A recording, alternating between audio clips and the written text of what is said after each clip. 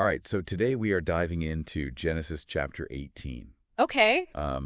using the study guide that you sent over. Yeah. And it's really fascinating stuff. It's a really action-packed chapter. It is. Yeah. There's a lot going on A lot going on. with Abraham and these three mysterious visitors. Yeah. And you get into like the whole theme of hospitality right from the get-go, Right. which is so central to how we understand what's happening in this encounter. And faith and divine judgment. Oh, yeah. I mean, there's a lot to unpack. Absolutely. But I figure let's just jump right in. Sounds good. So we've got, it's a hot day. Yeah.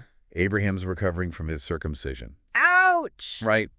Talk about bad timing. Yeah. And three guys show up. Just a casual Tuesday. Right. And it says that he runs to greet them.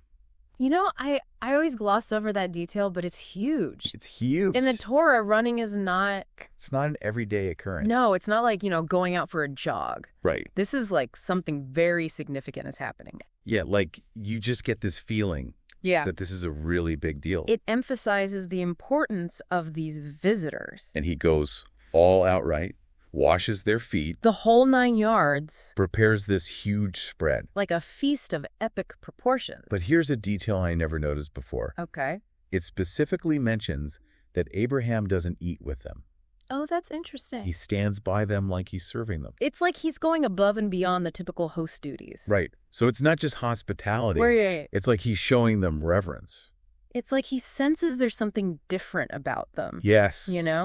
And it's interesting because the study guide actually brings up that verse in Hebrews. About entertaining angels. Exactly. Yeah. It's like this concept of radical hospitality, right? Yeah. This humility that we're called to. I love your neighbor. Exactly. Wow, I never connected that to this story before. But it makes you wonder, right? I mean, what if we treated every stranger Oh, man. with that same level of care and respect? That would be amazing. Right. Okay, so then things take Yeah. this totally unexpected turn. Okay. Sarah overhears one of the visitors saying that she's going to have a son. Oh, boy. And, She's not exactly a spring chicken at this point. no, she's past the age of childbearing. But the text even says that. Right, and she laughs. Well, yeah, I mean, who wouldn't? Right. Come on. It just seems impossible. It does. And, the study guide points out how this laughter Yeah. is really a very human reaction to doubt, Oh, absolutely. especially when we're confronted with something that seems completely impossible. It's like that little voice in the back of your head that's like, yeah, right? Exactly. Like, good luck with that. But here's the thing. These 3 visitors, right? Yeah. 3. Right. The study guide points out that 3 pops up a lot in the Bible It does. as representing the earthly display of God's will. It's like this little numerical clue Right. that something big is about to happen. It's like a little foreshadowing. Exactly. Oh, wow. I never made that connection. It's like the text is dropping these hints about the divine intervention that's unfolding. So these aren't just any 3 guys. Right. This is something much bigger. It makes you wonder if the other numbers in this chapter have significance too. Oh, that's interesting. Right. Like, what about that whole bargaining scene with Abraham? And Sarah doubts even with all of this. Yeah, well, that's the thing about faith, right? Right. It's not always easy. No, it's not. And sometimes it's hardest when we're confronted with the impossible. So you're saying that Sarah's doubt actually makes her more relatable? Absolutely. Because we all struggle to reconcile our own limited understanding Yeah. with the boundless possibilities of God. With God's plan. Exactly. Okay, so speaking of doubt, Yeah. I want to go back to this phrase, past the age of childbearing. Oh, yeah. You underline that. I did because I thought it was interesting that they even mentioned that. What do you think is the significance of that phrase? Well, I think it really highlights how deeply ingrained this belief was. That certain things were just impossible. Right. Even in someone as close to God as Sarah. It's like she couldn't even fathom Exactly. that this could actually happen. Right. And it makes you wonder how often we put limitations on God Oh, totally. based on our own limited understanding. Because we think we know Exactly. what's possible. Right. Okay, so before we get too deep into that, Yeah. I want to go back to this Right. whole Sodom and Gomorrah thing. Oh, yeah. Because it's like the mood takes this sudden turn. It's a total shift. Right. From hopeful blessing to impending doom. Yeah. It's like the music changes in a movie. Right. You're going along with the story, and then suddenly everything gets very serious. And the study guide doesn't shy away from it.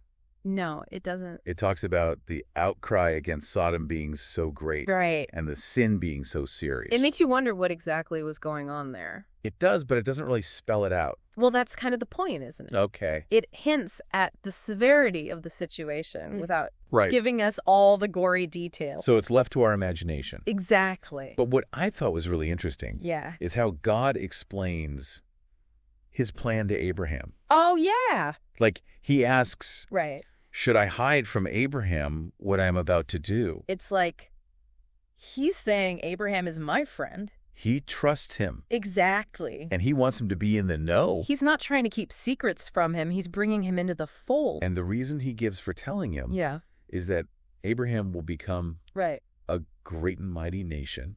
And that he'll teach his children to follow in his footsteps. So this is about establishing a legacy of righteousness. Exactly. Wow, and that's where we come in, right? We're all part of that lineage. Which makes what Abraham does next even more fascinating. What's that? He starts bargaining with God. Oh, yeah. He pleads for Sodom, Right? but he doesn't even try to say they're innocent. He's not arguing that they're all saints or anything. Right, he just starts by asking, Mhm. if God would spare the city Okay. for the sake of 50 righteous people, 50. That seems... random. Yeah. It's not random at all. What's the significance of 50? Okay, so the study guide explains that Mhm. 50 in the Torah marks the year of Jubilee, Jubilee. right? Okay. And Jubilee is a time of liberation, Oh, wow. of debts being forgiven, Okay. of a fresh start. So Abraham is appealing to... It's like he's tapping into this idea of mercy, Right. of second chances. Okay. I'm with you. And it works, right? God is open to the idea. He is. And this is where things get really interesting. Okay, Because Abraham, he starts bargaining down the number. he does. Yeah. He says, what about 45? Oh, wow. What about 40? He's like haggling. He's like, come on, God, just give me 10. Really? No, I'm just kidding. But he keeps going lower.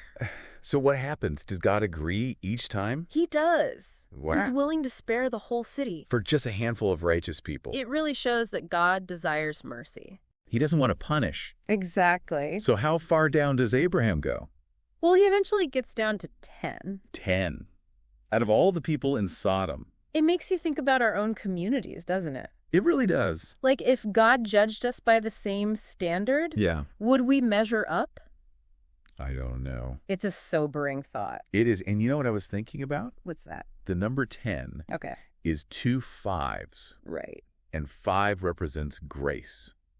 Oh, wow. So it's like this double dose of grace. That's really interesting. Right. Yeah. So he stopped at 10. Yeah. Do you think God would have spared the city for just one righteous person? That's the question, isn't it? Would he have? It's almost too much to think about. Right. Like one It was person righteous person. could save an entire city. It makes you wonder how different our world really is from Sodom. That's a good point. You know what I mean? Yeah. Like, are we any better? Exactly. And the study guide actually makes that parallel. Does it really? Yeah, it argues that Abraham, assuming there must be at least 10 righteous people, Oh, I see. reflects this kind of complacency. Like, it can't be that bad. Exactly. Wow. It's so easy to just kind of turn a blind eye, To just ignore the warning signs? especially when things seem to be going well for us personally. It's like we forget to look around. Right. We forget to pay attention to what's happening in the world around us. And you know what really struck me about this whole story? What's that? Abraham could have just stayed silent. He could have, He could have just let things play out. but he didn't. But he chose to engage. He did. He chose to speak up, even though it meant Yeah. having this really difficult conversation with God. And that's a challenge for us too, isn't it? It is. To not just sit back and watch things happen. Right, but to actually do something. Exactly. To be a voice for good, even when it's hard. Because we're all part of this legacy of righteousness. We are. It's not just something we inherit. No. It's an active responsibility. That's a great way to put it. Right. It's like we have to earn it Absolutely. every single day by the choices that we make. Well said. So to everyone listening out there, Yeah. we want to leave you with this question. Okay. Are we too quick to assume that things aren't that bad? Are we willing to stand with Abraham, Yeah. to engage in those tough conversations, To fight for what's right. even when it's uncomfortable? Those are questions we all need to ask ourselves. Because the truth is, Yeah. sometimes the most important truths Mm-hmm. are the ones that make us uncomfortable. Ones that challenge us to be better. Exactly. And that's what this deep dive into Genesis chapter 18 has really revealed. It's amazing how these ancient stories I know. can still speak to us today. They really can.